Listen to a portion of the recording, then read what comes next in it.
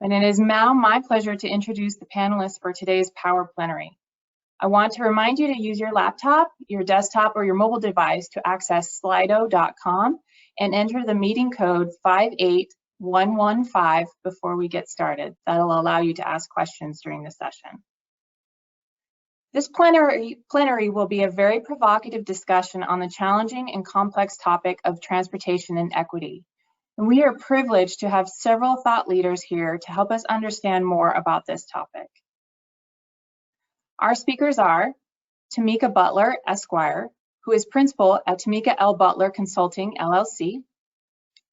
Emiko Atherton, who recently transitioned to a new position of Executive Director for Social Venture Partners Seattle, but was, until a few weeks ago, Director of the National Complete Streets Coalition.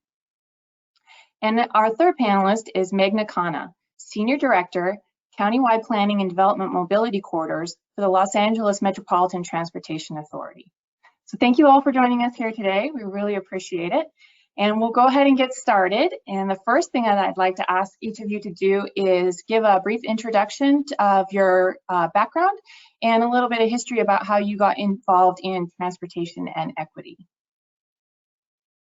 Sure. So I can start. Thanks, Tamika. So good morning, good afternoon, depending on where you are, to everyone. Thanks to ITE for having us as part of this panel. I'm so lucky to be on a panel with these two other extremely amazing co-panelists.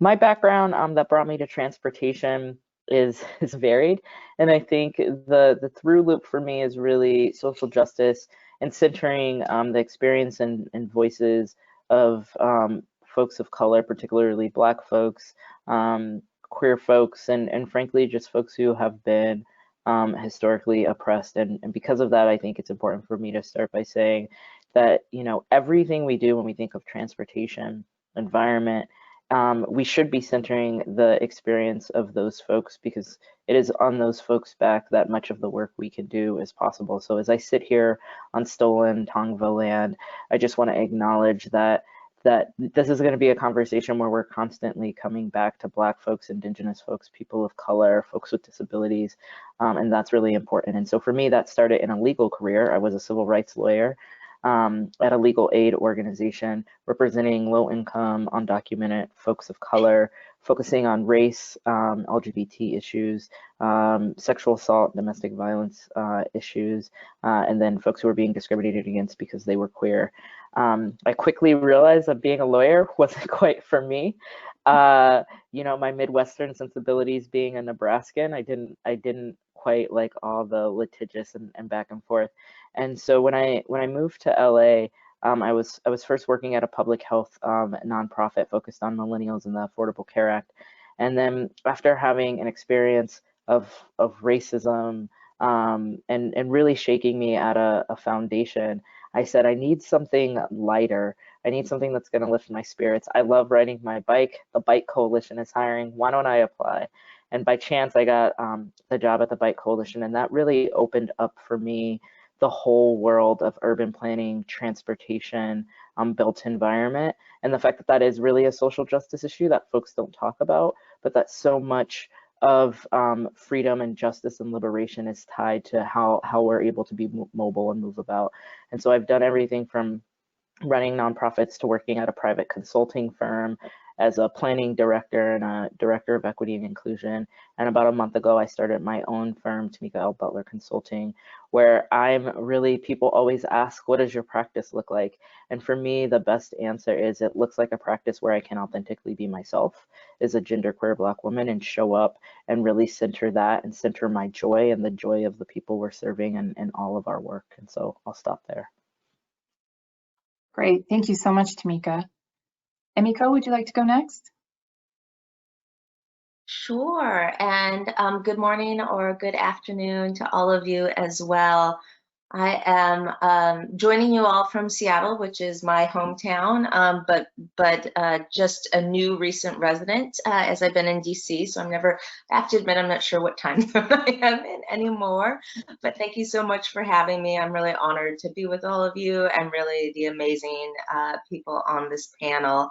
Alyssa, as you mentioned, I recently moved back here, but less than just about 3 weeks ago, I did serve as the director of the National Complete Streets Coalition, which is a program, a national program that's dedicated to creating transportation policy and implementation and practices that really transform our built environment with a focus on, I'd say, not just equity, but hopefully really moving in the direction of anti-racism. And there's still a lot of work to do there. For myself, I got into transportation from a really personal reason. I am sitting, within about a mile of where I grew up. And for those of you that know Seattle, I grew up in a neighborhood called Rainier Valley. We're really proudly known as 98118, or it's something that people wear with a lot of pride. But when I was growing up in the late 70s and 80s, it was definitely the quadrant of the city that had the most people of color, had the least investment, and I think I experienced, and yet, I occupied that space from a place of privilege. My parents had a car, they had cars, I should say. But I noticed how the built environment and how specifically transportation impacted my life and my neighbors. And this was also back when Seattle had busing. And so I had friends from all over the city. And Seattle has always been a predominantly white city. So I really experienced physical spaces and built environments throughout the cities because I met friends and just saw and knew the opportunity they had by existing in different spaces, and then really started to learn about the why. I grew up in South Seattle very intentionally. That's where my grandparents lived. That's where my mom grew up, and it was because my family is Japanese American, and when after my grandfather was released from the internment camps in World War II and then served in the military, he was not able to buy a home in the more affluent white places. And so they wound up in South Seattle, and that's been my home and is my home again. So it was this very personal experience of how the built environment transforms lives. I got started in the environmental movement in the early 2000s, and I was frankly really frustrated. This was back when the environmental movement wasn't talking about race at all, not even in an inauthentic way. And so I went back to school and really got involved and interested in this idea of not just the environment, but the built environment. I worked in local politics and policymaking for a long time as the chief of staff of a local elected official. And that's where I really got to know even more intimately Complete Streets and the link it has between the link between policy and disparities. I worked with a council member that represented Southwest King County, which is, if you visited here, around the airport. And I happened to live near the University of Washington because it was right after graduate school. And this was the time when we were looking at health disparities. And I worked in an area that had, some of the worst health disparities, not just in the country, but in the world. And I lived in a neighborhood that I could reach with a 15-minute drive that had some of the best health outcomes in the world. We were on par with Scandinavia, which at the time was known as the healthiest place. And so started to get into that more, really wanted to take that experience to the national level. So I moved to DC and spent 5 years doing that. And although it was national, I worked on a lot of national policy. I worked with in probably most of your communities who are joining us. I spent probably 5 out of the 7 days a week on the road, which is one of the reasons I'm back here. I was exhausted, but focusing on policy and implementation. And I've been thinking about that a lot, and the role that we have as transportation professionals, because we're not always policymakers, but we have practices and we can influence policy a lot more than we think. I am honoring and taking a lot of, the inspiration from where I'm coming from this morning from a book I just finished, which is How to Be an Anti-Racist by Dr. Ibram X. Kendi. And he really focuses on anti-racism and racism. It's a matter of policy. And the work that we do, I think it's very easy as transportation professionals to say that we're just policy implementers. But I think when you look at the plans that we work on, the guidelines that we work off of, the policies we say are okay or are not, we are either complicit with those policies being racist, or we are actively working to make them anti-racist. And, and that's exciting. I actually think that's really exciting because it means we have a very active role.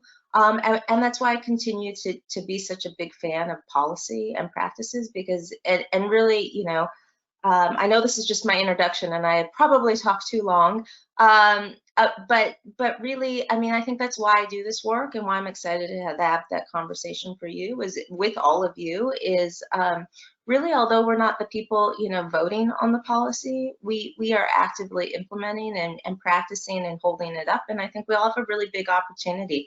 And by joining this conversation and listening to the amazing people that joined it, I think there's just a huge opportunity. So thank you. Oh, thank you. We really appreciate you being here with us today. All right. All the joys of a virtual experience, right? So, thinking about, this topic, and it is complicated, we get a lot of people's perspectives about our roles as professionals in transportation and equity. And one of the questions that seems to pop up is, do you believe that equity, and in particular in transportation, is primarily a political issue to be solved in the political arena, a social issue, a technical issue, or maybe something of all of the above? And maybe, Tamika, if you could kick us off on that one. Sure. So the answer to that question for me is yes. So a little bit of all of those things. I remember after Trump was elected, depending on what social justice issue you were working on, you were thinking, how is this going to impact the courts? How is this going to impact the laws? And transportation felt like the issue where folks were like, we're going to be okay, right? Like, and whether or not you agree or disagree with the politics of Donald Trump, it was just this issue where the thought was a transition from one party to the other party is not going to drastically change what is available for us when it comes to transportation. And I think historically, transportation has been viewed as this issue that doesn't go one way or another, despite what side of the aisle you're on. And so I think many people have felt comforted in the fact that, one of these things that is a backbone to our society will not sway with the politics of the day. And I think what we've seen since then is that's just not true. And so and even in the best of times when it was true, I think people who didn't understand that transportation was inherently political were just missing it.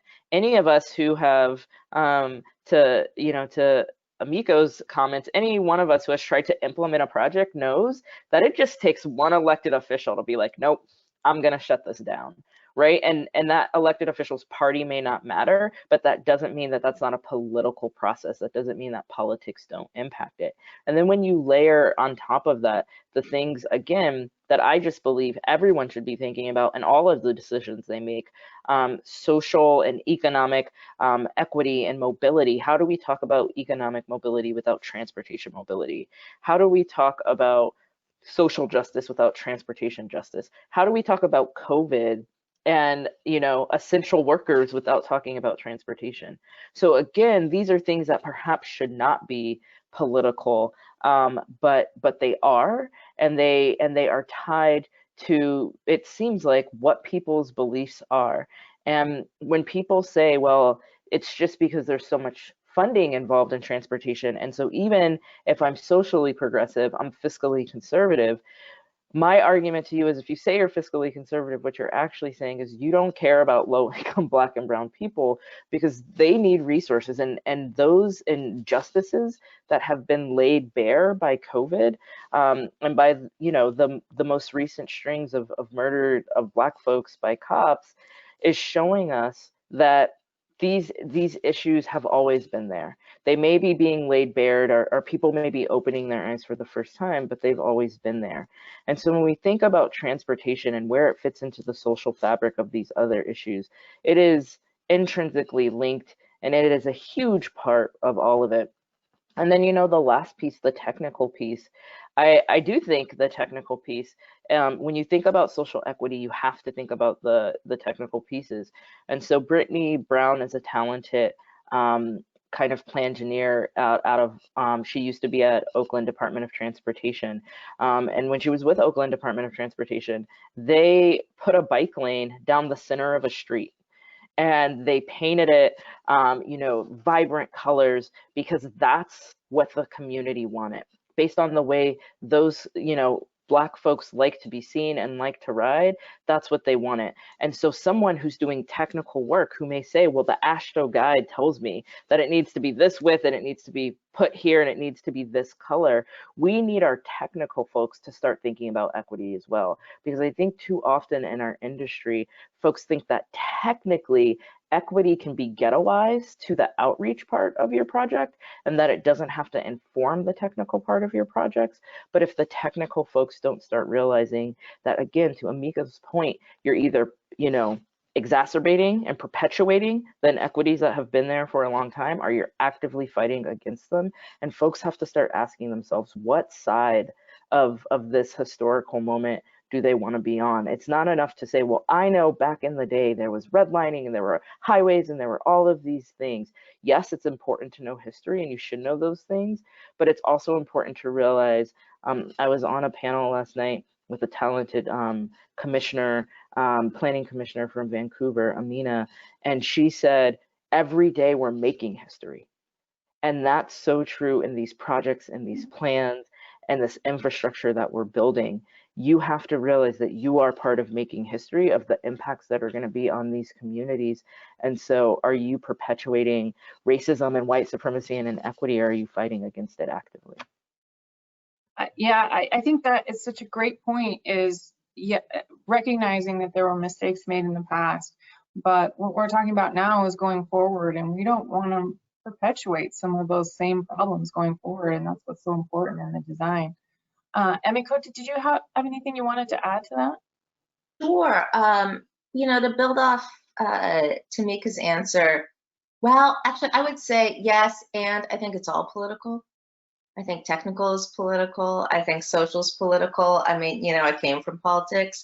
But it all, I mean, we're actively making choices. I do believe that political is more than just politicians, but policy making has a huge role to play. And I think all of this are either complicit or actively working to dismantle that in what we do. And I think, you know, I was thinking about Tamika's telling the story of when Donald Trump changed, and we thought it wasn't changing, and it did. And one of the things that I always have to think about is, like, regardless of what party you're affiliated with, or if you're a part of a party at all, Republicans and Democrats have both sucked on transportation. Local policymakers, nonpartisan, have sucked. Like, as a country, we have, like, you know, nothing better was happening under any other administration. And we can often say that for our cities as well, because we've been perpetuating the status quo. And at best making changes on the margins under good administrations, and, you know, at worst, you know, not even doing that, which means, you know, I think, again, it opens up the door, because, you know, I like to be solutions oriented, for opportunity, that, like, there's such a low bar, but there's also a lot of work to be done, and it's all political. We make a choice in how we vote, and hopefully we all vote on this, but we make a choice by the guides that we choose to use, by the people we choose to include in our decision making. And I think this is all political. talking about, implementing a bike lane and how we're choosing to do that. That's a political choice, whether we realize it or not. And it does, I believe in systems change and policy change, and I think that's ultimately how we get there. At the same time, that doesn't let any of us off the hook, including myself, from making those choices, and I have to make them in everything that I do. And as professionals, that is part, if we really want to embrace equity and be anti-racist, we have to realize each one of those decisions, well, they're linked to bigger policy and systems change. We're also need to make those ourselves. That's our own. We are, we don't get a free pass. We definitely don't get a free pass. And I don't get a free pass. And this is, a conversation I have to have with myself 5,000 times a day. But yeah, it's all political. Yeah. Thank you for emphasizing the fact that it's our responsibility to be educated, and ultimately it comes down to a choice that we make, and what we do with those choices is so important. And Meghna, let's give this another shot. Let's give this another shot. Yes. Your sound is much better, and I think this is a great segue into the work that you've been doing in Los Angeles. Yeah, and I think just before I jump back into what I was trying to talk about the presentation and why it's so important, I think to Tamika's point and Emiko's point, it is political. And like Emiko, you were saying what guides we use, what standards we use.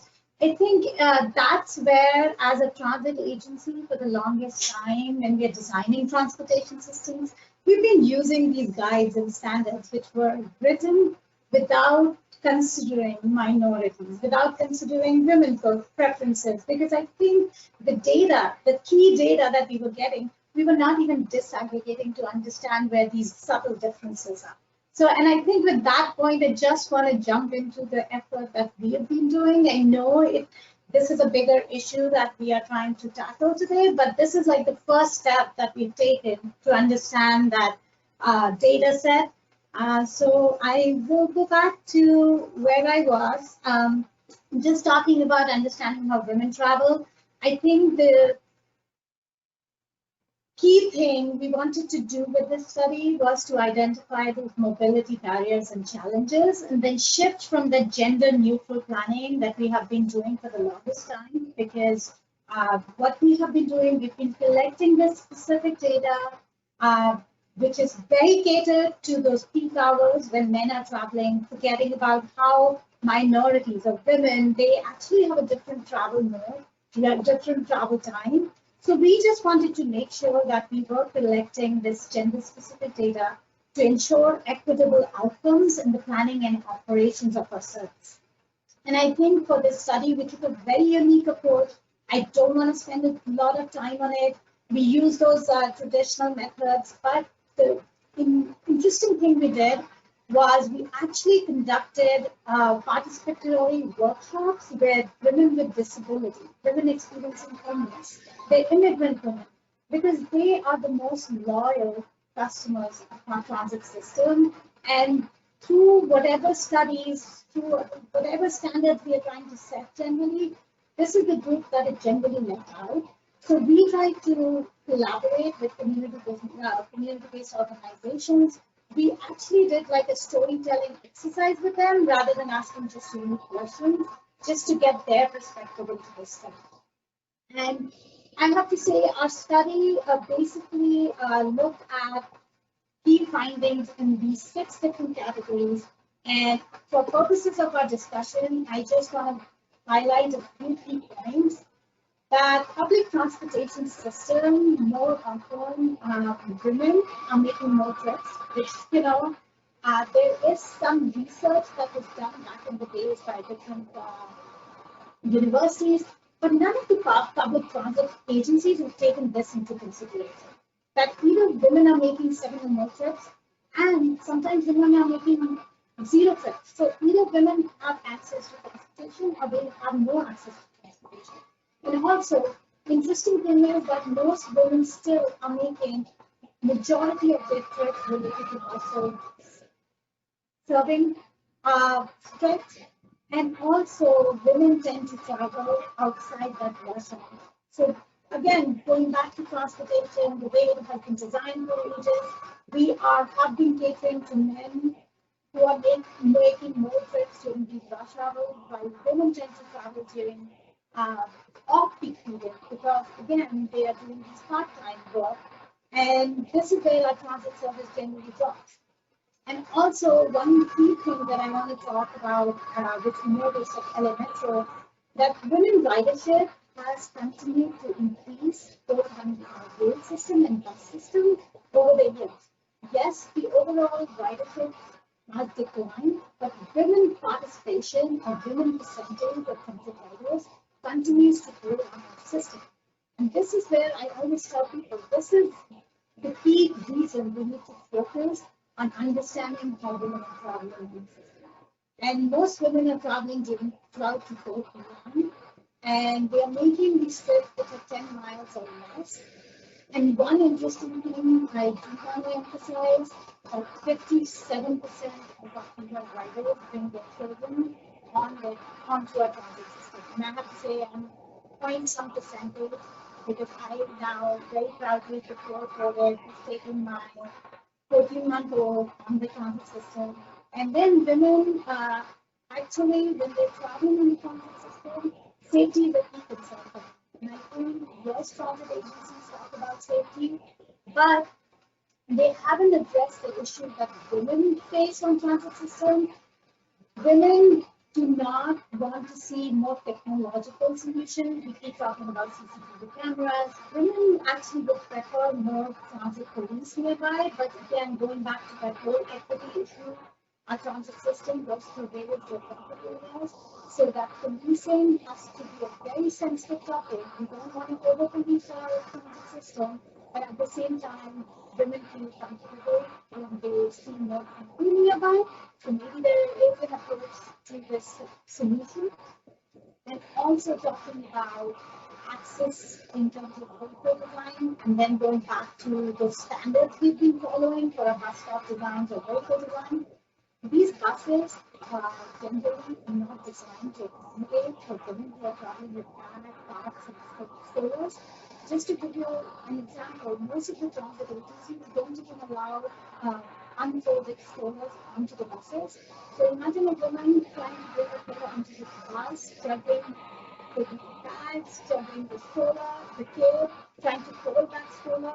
And also, we revised this our policy since then. We now do allow strollers to come onto our buses.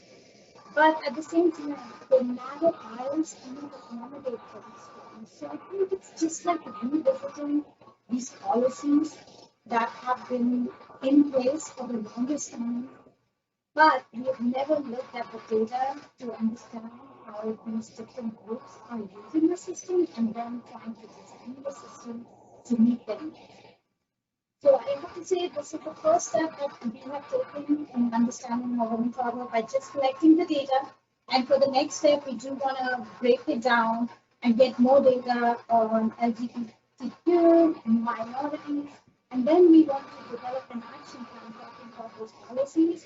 We do want to develop an action plan which will focus on key priority areas, which would be safety, fair policy is another thing, service provided by time of the day, station stopping. I know I talked more than I was supposed to, but I just wanted to start and give everyone who's listening today a better understanding of the work we are doing here at Plenary. Thank you so much, Meghna. You brought up something that I think is an interesting topic for us to address, and that is being neutral in our designs, trying to create a user that represents everyone. And maybe we could speak to that. Is that working? Do we need to do better? What could be done differently? So Meghna, you want to kick us off on that one? Definitely. So I have to say, even before we started this study, we started just looking at how Metro was collecting data and how we were disaggregating that data.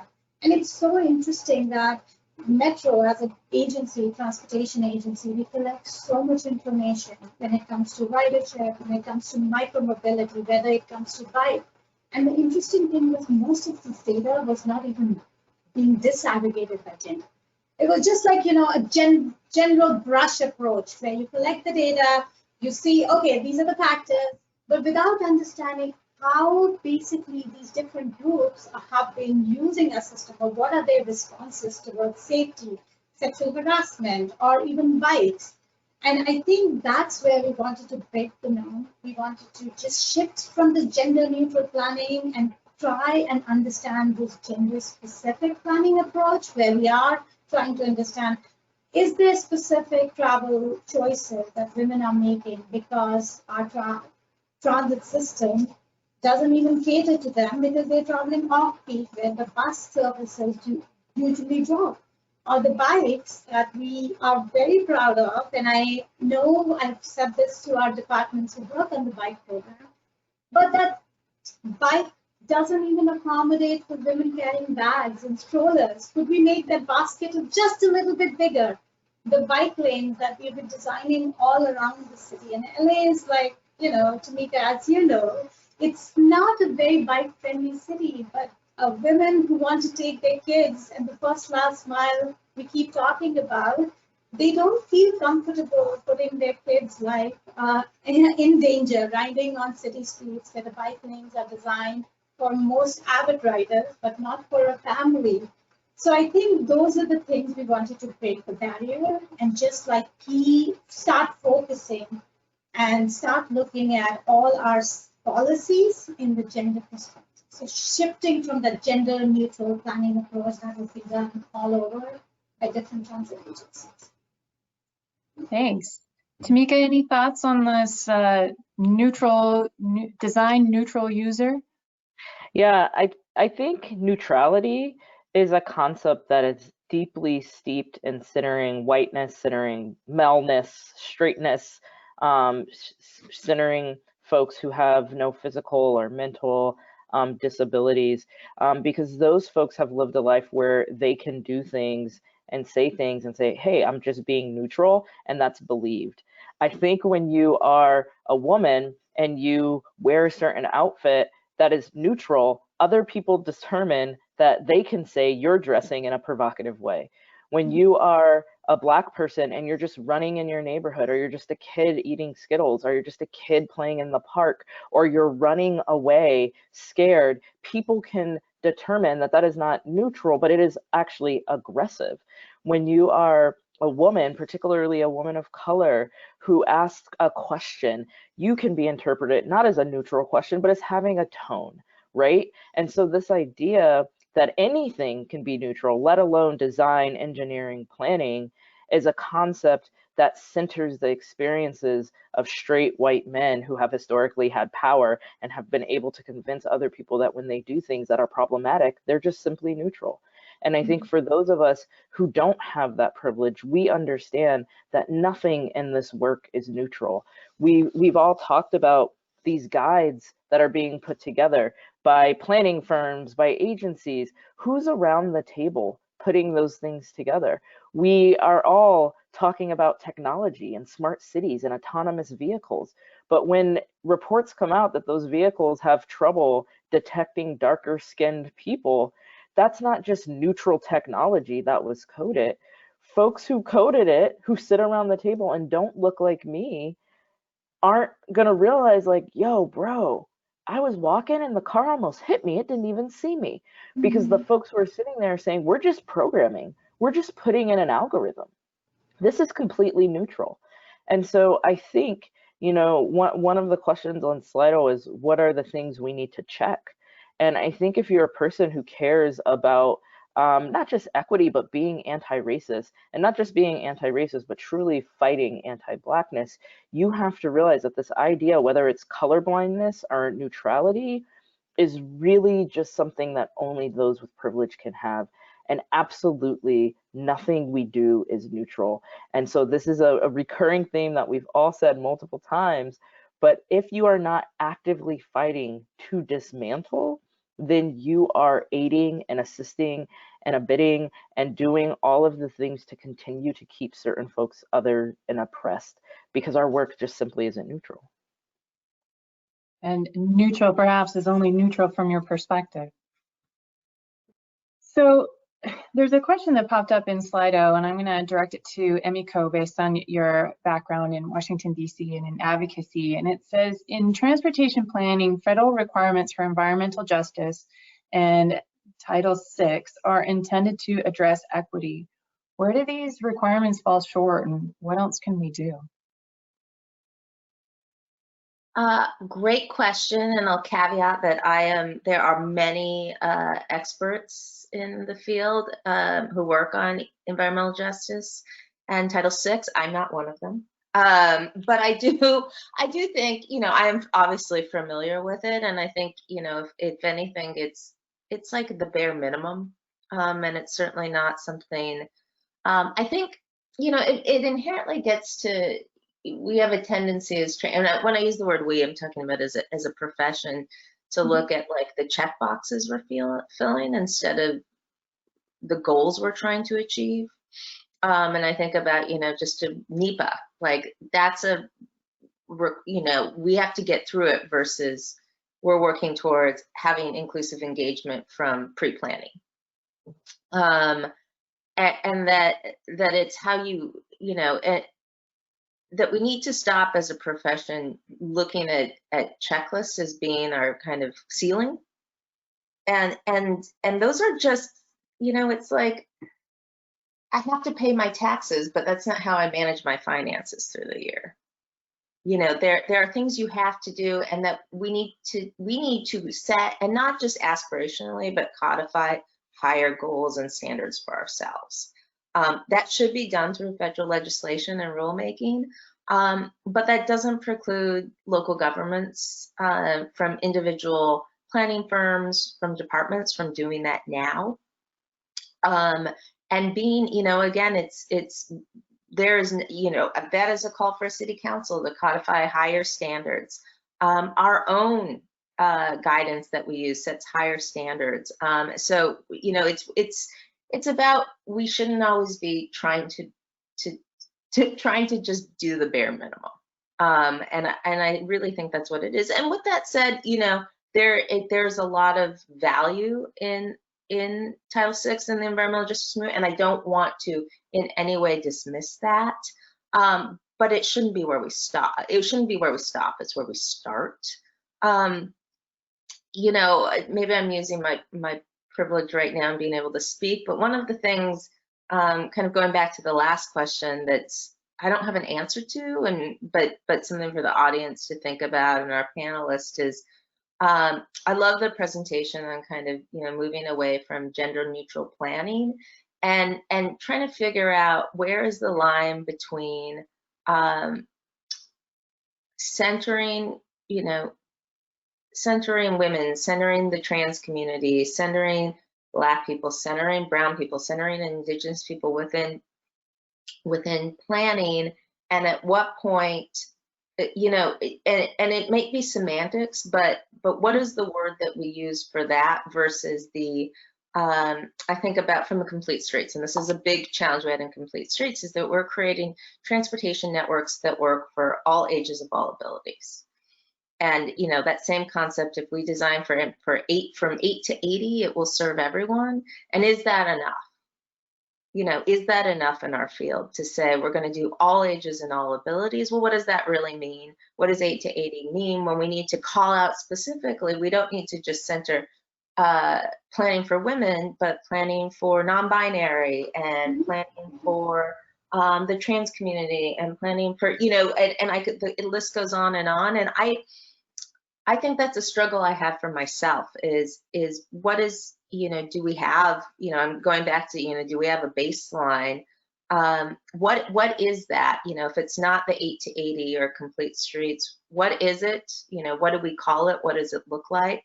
And this is more of a question I have for everyone in the audience and for our panelists. Because I think, you know, by saying back to complete streets, all ages of all abilities, it's very neutral and very dismissive. And yet I think the intention, because I want to honor the intention of when it was created, was trying to do something more inclusive, but it didn't call it out.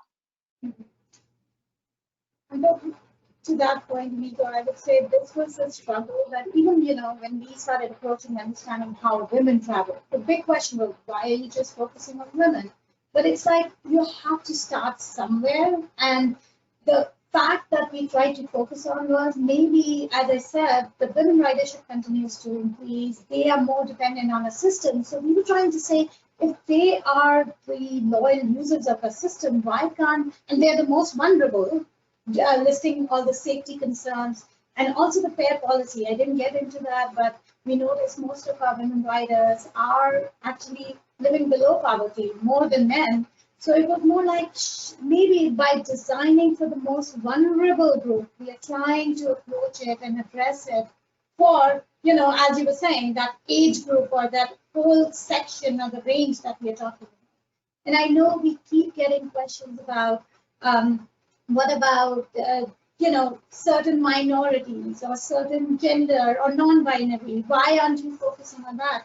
And I know the struggle here was, and again, this is like we were trying to do a little policy shift. So we wanted to just go with a scale where people could understand, okay, right now I'm just trying to understand how women travel. And I think in the next step, we'll try to approach it for non-binary and some more minorities, but we have to start somewhere. But I think you bring up a very good point, and we have struggled with that too. We have a couple of questions that have gotten very popular in Slido, and I'm going to combine them. And the first one we touched on a little bit, but is there a particular transportation policy that is widely utilized in our profession currently that perpetuates racial and income inequalities? And is there something that we can do as professionals to kind of check ourselves and make sure that we're thinking about this before we take any further actions? Tamika, you want to kick that one off? Sure. So, when I first saw this question, I hesitated a little bit because when I saw it, I thought, is there a policy that doesn't perpetuate these things? And again, that's because I inhabit a Black body and I experience the world as a Black person, a genderqueer like Black women that many people assume is a Black man. And so, when we're thinking about transportation policies, our policies around paying for transportations perpetuate it. Our policies around engagement and who gets to speak up and who gets to advocate and what's prioritized. Frankly, we're seeing right now a huge fight on the federal level about emergency aid to transit agencies. That will have a disproportionate impact on low-income people and people of color, right? And that's because our country was built on a system of people who came and said, we're so creative, we're so brave to be able to discover something new, but the only way we're actually going to be able to do that is to steal land from people, to ask for free labor, or to not, pay folks. And so when you think about who's building our railroads, when you're thinking about whose land are we building on, all of these folks are folks of color who have been left out of the decisions. When you're thinking about which communities highways just go through, both like broke them up, but also now don't have exit ramps. You can't even get off, they can't get on, they can't go to job centers. And so I think almost every policy we have is really tied to those who have historically had power, making sure that there are always people on the other sides of the track. And I think that's just how we've built our environment. The national park system was a system predicated on taking land from indigenous people, then saying that they couldn't come in, right? So our whole policy of how we got national parks, which I love, which I enjoy, is still a racist policy. And so I think for people who ask these questions, which I think are good questions because they're struggling, because they're on their journey and they're like, well, I just can't see it. I can't, I hear you, but I can't see it and I can't figure it out. How do I figure it out? One of the things I always like to tell folks is that I was part of a collaborative that met in Salzburg, Austria, and we put together this framework on confronting power and privilege because I think we like to talk about equity because equity is easy, and we like to think about that picture of people trying to look over the fence to the baseball game and, equality is giving everybody the same number of boxes, but equity is giving the short person more boxes. And I think if you're only talking about equity, you're actually not doing the hard work if you're not also talking about power and privilege. Because my question in that picture is, who decided that what I want to do is watch a baseball game? What if I want to play in the game? What if I want to coach the team? What if I want to own the team?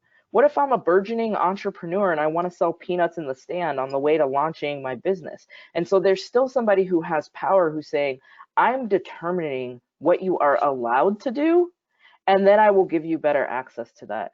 And so if folks just Google, confronting power and privilege, Salzburg or British Medical Journal, you'll find this framework. And what it talks about is, first, you have to create a brave space to even talk about power and privilege in your work, because these are still things like sex and religion that we don't like to talk about. The fact that you all are doing this long of a session, even when you started it saying, this is going to be provocative, it is going to be provocative because it's not something we often talk about. But is it really that provocative if this is just how some of us live every day?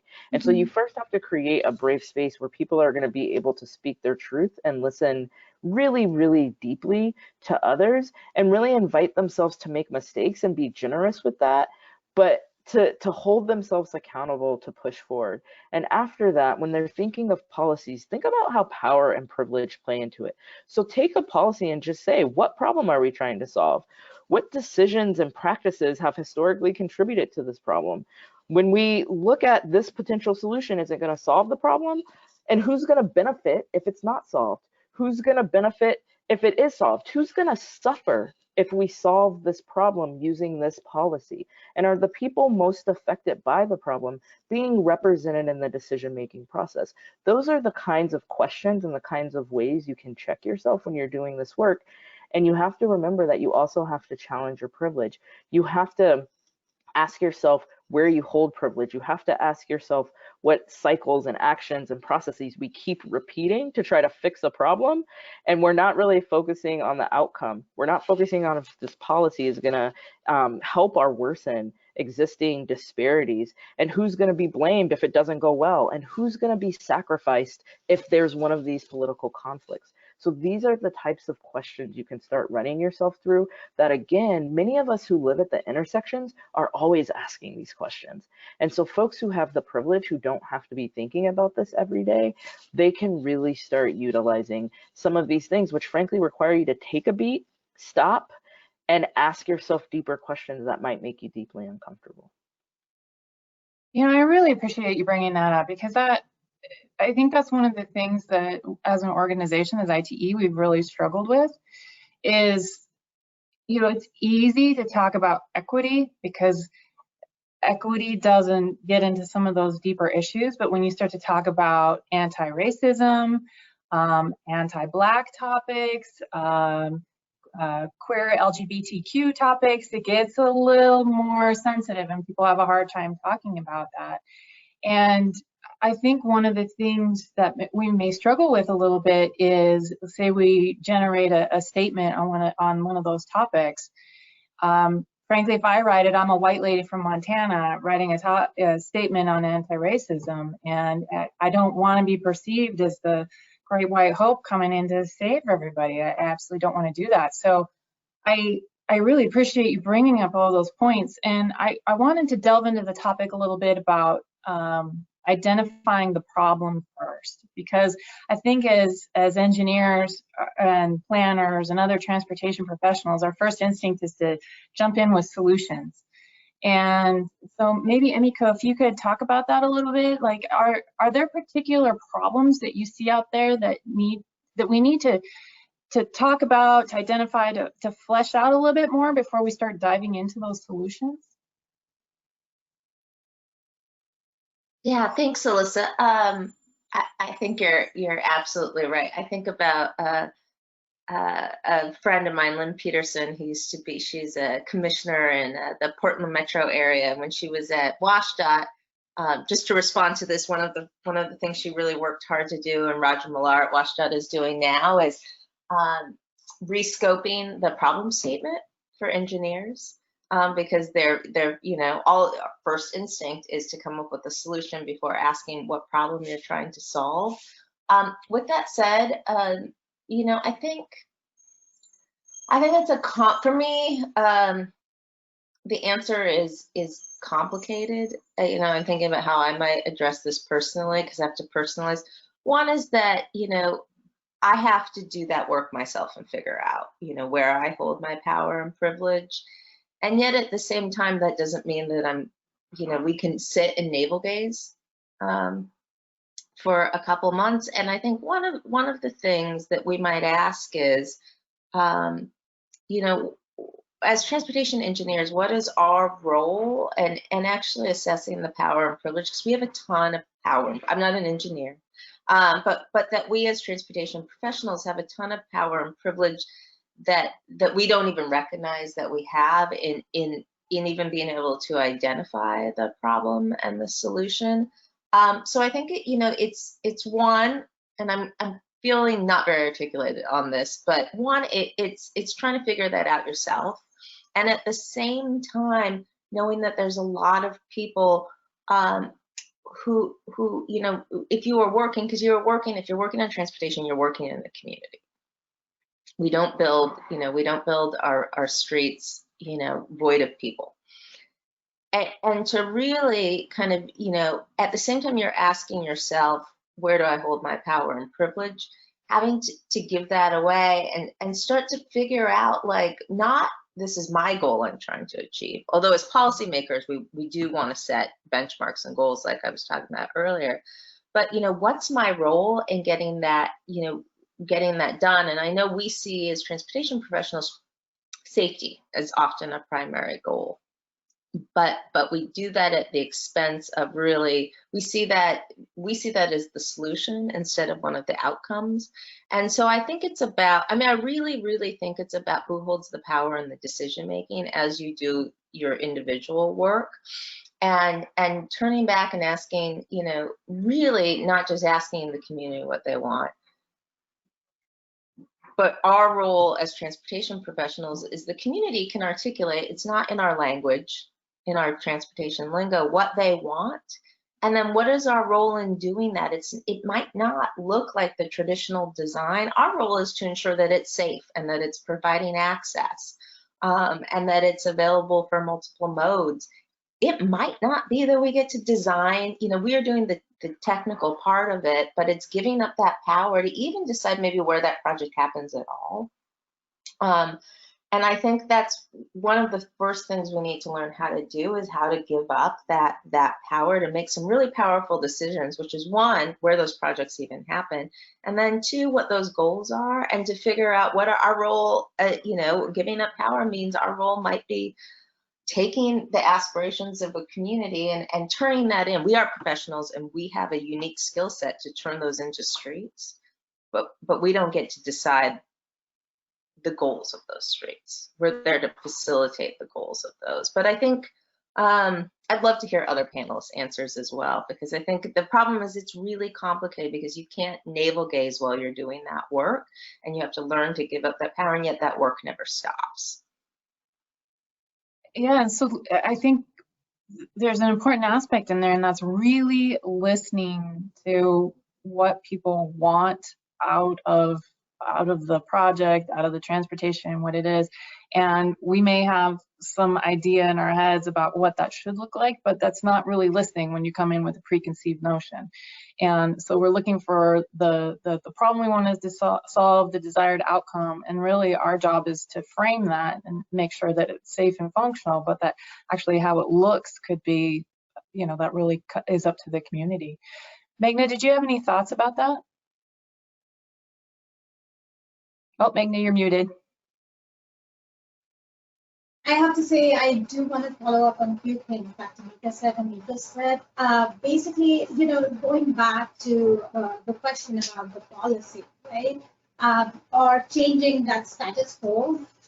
And I think the way I've been managing and building these transit systems in LA County, and it's very interesting that even like the funding that we receive, the way the criteria are set, yes, equity is like a checkbox, but when it comes to talking about meeting those ridership criteria or density goals, it kind of is biased towards communities which are privileged, which have, those high income neighborhoods that will get the privilege of getting an underground system versus a community. So I feel like even like at the federal level, some of these our grant writing are going back to just the basic New Starts funding program. Yes, there's an equity checkbox there, but the rest of the criteria are all skewed towards getting those subways or getting those high quality transit systems to neighborhoods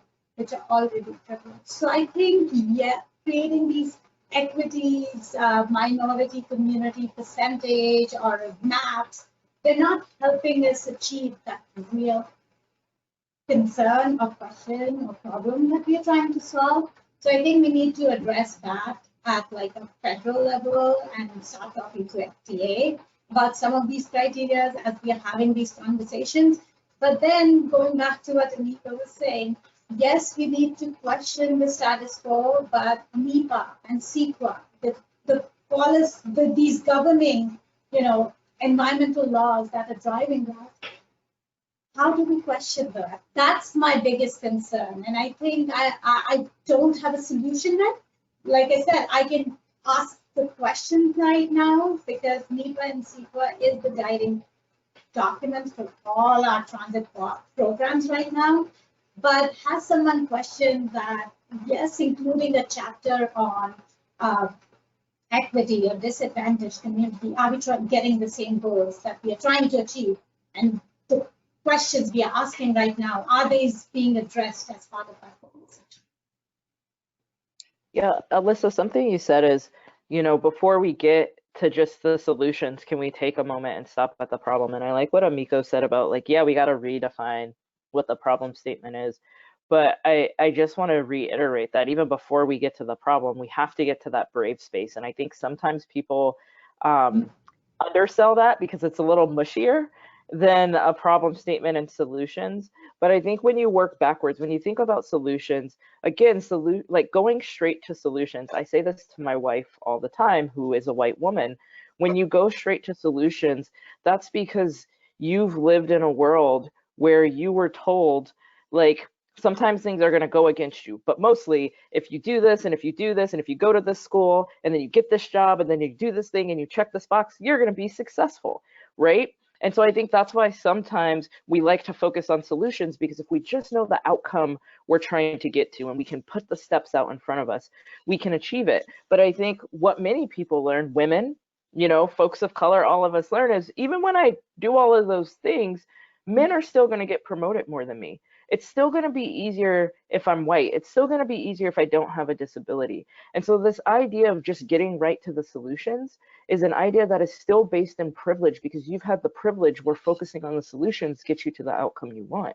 And then when you talk about problems, if you get to the problems before you get to the brave space, it's tough. And I think what folks have to realize is when you're a woman or a person of color or indigenous or any of these other groups and you're in the transportation industry, showing up at work every day requires bravery, requires courage. When you're a trans person and you use the bathroom that aligns with your gender identity, that requires courage.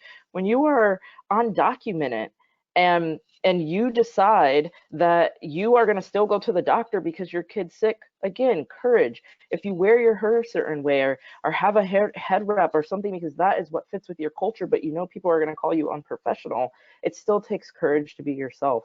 So at the very least, what we're asking for folks who want to do this work is before you get to the problem, before you get to the solutions, you have to acknowledge that you have to get to that mushy part of figuring out how you're going to be brave, figuring out how you're going to speak up about these things, how you're going to create the space to talk about them, and how you're going to hold each other accountable. Even if you're from Montana, even if you're from this other place and there's no one else in the room, how are you going to Emiko's point, do this work on your own and really push yourself to be brave each and every day, and the way that many of these other folks who show up are brave each and every day. Sorry, Alyssa. I love what you said, Tamika, about showing up, because I think and I do this myself, which is, so I'm going to call myself out on this, is that line between, I think, being cerebral and feeling like I need to consume a ton of information and then just doing it. And I think that's where I've noticed a lot of us are getting hung up in transportation. Is, you know, since I've been actively working in transportation, the word equity has been, you know, prolific. And yet we're not seeing a ton of, if any, you know, change on the margins in actually how we do things. And so it's, I love that word bravery and showing up, because that's, you know, and it's speaking up, it's showing up, it's calling yourself out, it's calling others out, and continuing to learn. And I think, you know, I that will just give me a lot to think about, you know, and it's, you know, the line between bravery and solutions and actions, and where we hold each of those spaces. Because you're right, you're totally right, Tamika. And my, again, my world is, you know, my inclination is to be caught up in the intellectual end, and yet every day, you know, the real work happens in showing up. So thank you. Yeah. No, I think, Tamika, to your point, it's basically asking the question is very important, and it takes a long time. Even like for me, coming from a world where, you know, in India, women are told not to question. In general, you know, when you are in an education system, our education system teaches us not to question your professors. So yes, taking that courage to question, I learned it over the years I've spent here, and I sometimes have noticed that men around the table who actually seem to offering that solution, when you ask that question, they don't have the answers to most of the solutions they're offering or why they are offering those solutions.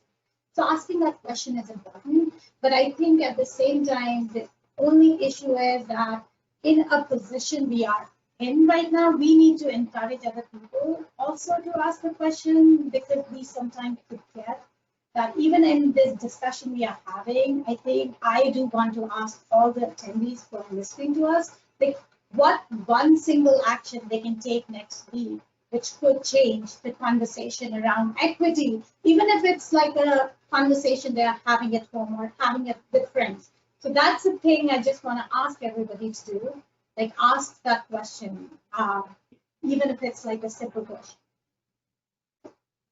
Thanks, Meghna. I just wrote that down. I think we can put that out on social media and see if what kind of responses we get.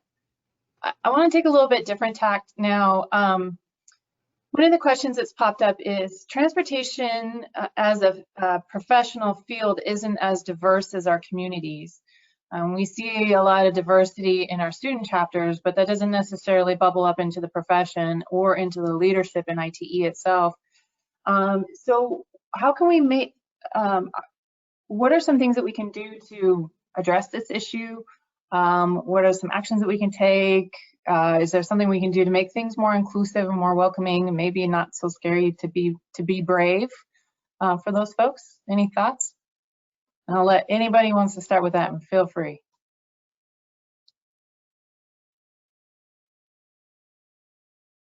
I feel like I started for all of them, but I'm happy to start again.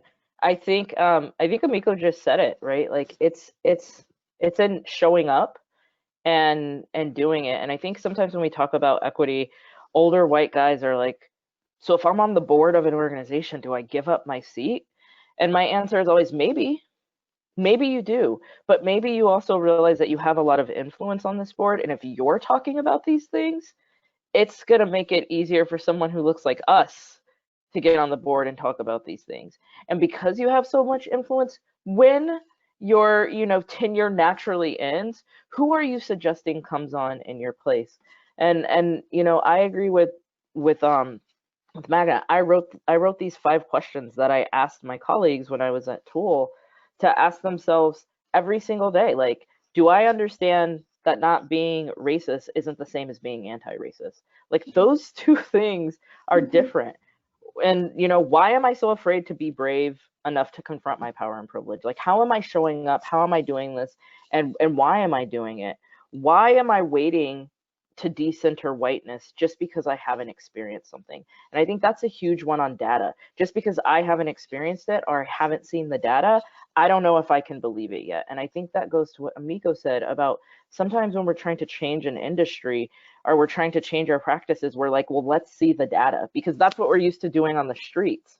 And the reality is that just because you haven't seen the data, if you talk to folks who are like, here's why I don't feel comfortable working here, can't you just believe them? How revolutionary would it be to believe Black and brown folks, right?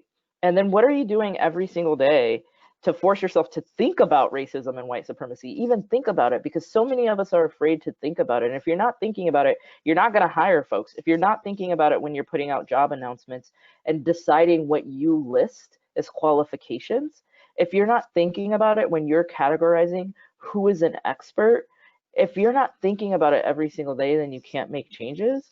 And then I also just like to ask people, what am I doing to stop killing Black people? And that seems really provocative to folks, but I think that's an important one. And one of the things that's been most frustrating for me about this industry, and especially in this very particular moment, for so long, I think so many of us have heard, well, it just takes longer. And that's what's wrong with equity. And I think that's a tension we have to hold. Emiko already said this. This is a lifelong journey. This is lifelong work. So you have to be okay with the fact that this is going to take longer than a normal project. And as you're managing this project, you have to prepare for the long haul. But that doesn't change that there are some things you can do right away. Like when people have said, well, we can't build this bike lane without doing all these things, but then a pandemic happened and all of a sudden there were pop-up bike lanes. We can't let people speak to city council if they can't show up in person, but all of a sudden there's a pandemic and we're doing everything over the phone, right? We can't find talented women and folks of color to hire, but all of a sudden you get called out on social media and within a week you're hiring a Black woman to lead your equity efforts, right? And so all of a sudden you've discovered how to find people. And so I think when folks say, how can we make this field more diverse? You have to realize that we're out there. It's just you all have devalued us, or when you are working on a project and you need to bring someone in, you're like, we need someone who can hit the ground running. And so you reach out to your network and your network looks like you, people like you. And so if you're not reaching out beyond that, what are you gonna do? And you know, I'll just end by saying, I was very lucky and privileged to go to Stanford Law School. And it was much to my mom's disappointment because she wanted to tell everybody her daughter went to Harvard Law School, not Stanford Law School. And it was only after she saw US News and Reports that year that Stanford was ranked a little higher that she like started taking that magazine everywhere and showing them. And what she would say to people is, well, Stanford admits 500 people, or Harvard admits 500 people. Stanford only admits 190. And that's true. Stanford is a smaller law school. And let me tell you, as a lawyer who graduated from Stanford, it was never hard to find a job. There were fewer of us, but people wanted Stanford graduates. And so they went out of their way to find us. Now, it may be harder to find a Stanford graduate than a Harvard graduate just by sheer numbers, but it doesn't mean that once somebody else determined that Stanford was valuable and attractive and made you smart, people figure out how to find us. People figure out how to hire us because they've determined that it's important. And so when I hear these arguments, it's just so hard to find people of color and we don't know why we can't find them. My response to that is you just don't care, because it's never hard to find what you're looking for when you really want it. It's never hard to make an opportunity hire that's a white dude. And so for folks who want to change the profession, especially those who are in positions of power, realize that there are long, systematic processes and changes you're going to need to make to your organizations, your entities, your agencies, your firms, because you've been doing something a certain way for a long time, and it does not allow many of us to show up as our full selves with full dignity. And so you're going to have to make some long, hard changes. But there's also things you can do tomorrow. And so you have to focus both on recruiting, but you have to focus on retention. So once you get us, we don't leave right away because it's a horrible place to be. It's amazing what you can accomplish when you have to, right? Looping this back into the COVID-19, the pandemic emergency, just look at the things that we've been able to do because we had to. So you know they can be done. It's just that this thought of change is hard and scary and people don't like it. Emiko or Meghna, did you have any thoughts? Let's delve into that retention piece. Any thoughts on how to keep people around? And just talking also about the recruiting piece, you know, bringing that diversity and leadership. And I think one thing I've noticed, which I quickly learned at LSU, actually, I think it was, again, going back to the question of when we are hiring people, who is making that decision of hiring those people?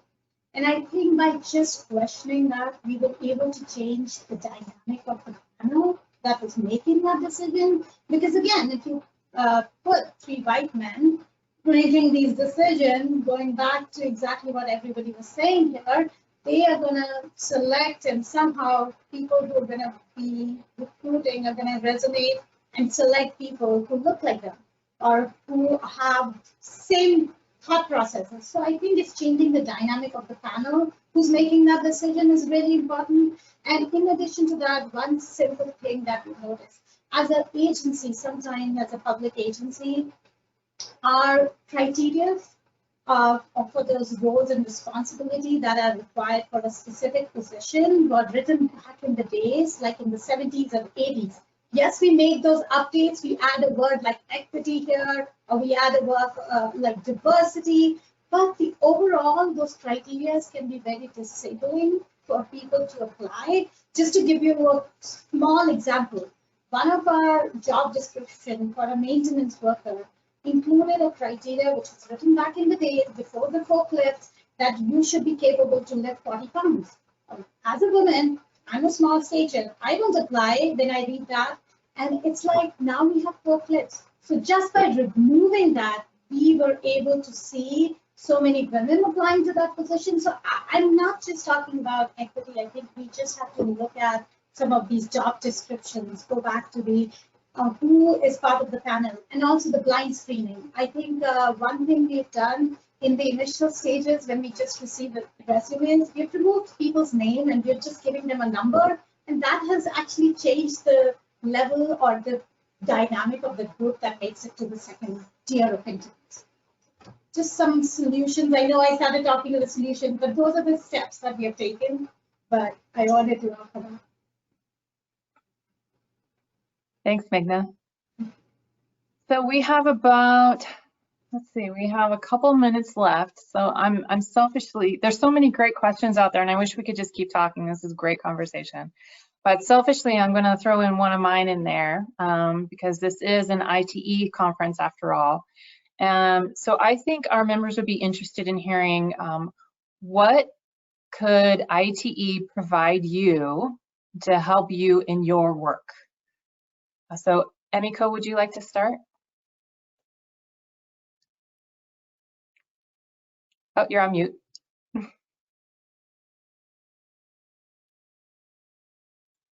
Sorry, I was on mute. Just to clarify, that the I is me. What could IT provide me? Yes.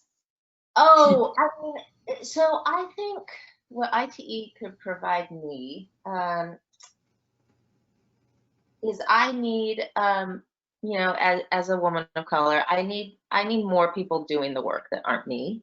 And I think what ITE can do in that, I mean, honestly, like, you know, I need more ITE members doing the work that you know, I and Tamika and Meghna are doing. What that looks like is, I think, you know, taking a lot of these ideas and actually helping firms and agencies implement them. You know, Meghna was talking about, and Tamika, about hiring. I think, you know, there's a lot of good resources on that.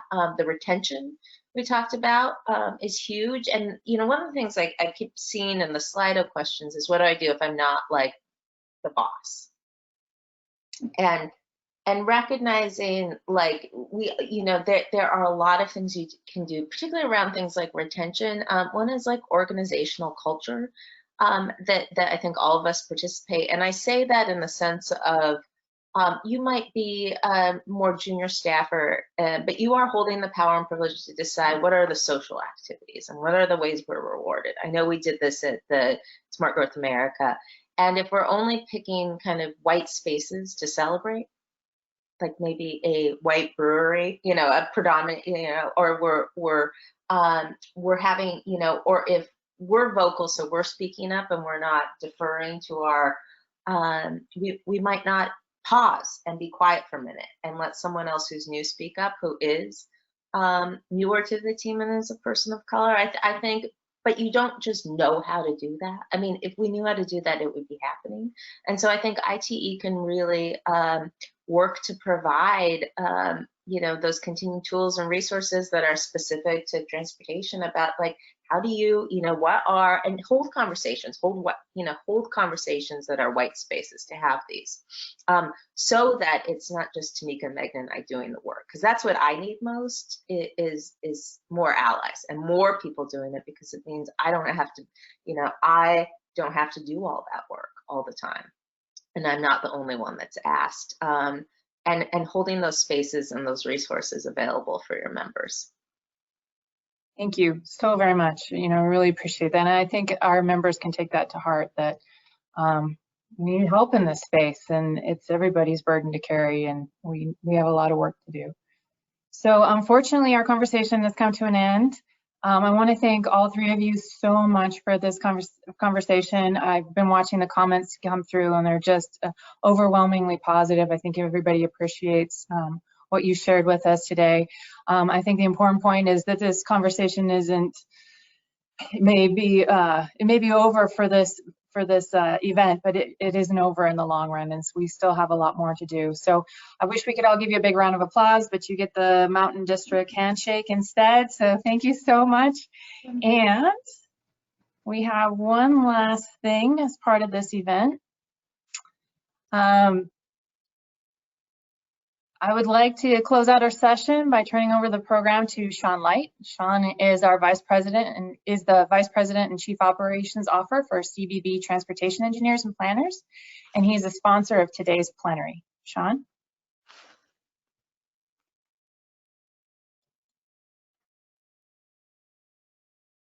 Hi, I'm Sean Light with CBB Transportation Engineers and Planners and 2017 ITE President. I want to thank our distinguished panel for taking the time today to talking with us about this important and timely topic of transportation equity. And I want to thank all of you for being here and supporting ITE. You know, back in 2017, my motto was ITE out front, and I very much appreciate all that you do for our communities. Stay safe, and I hope to see you all in person again real soon.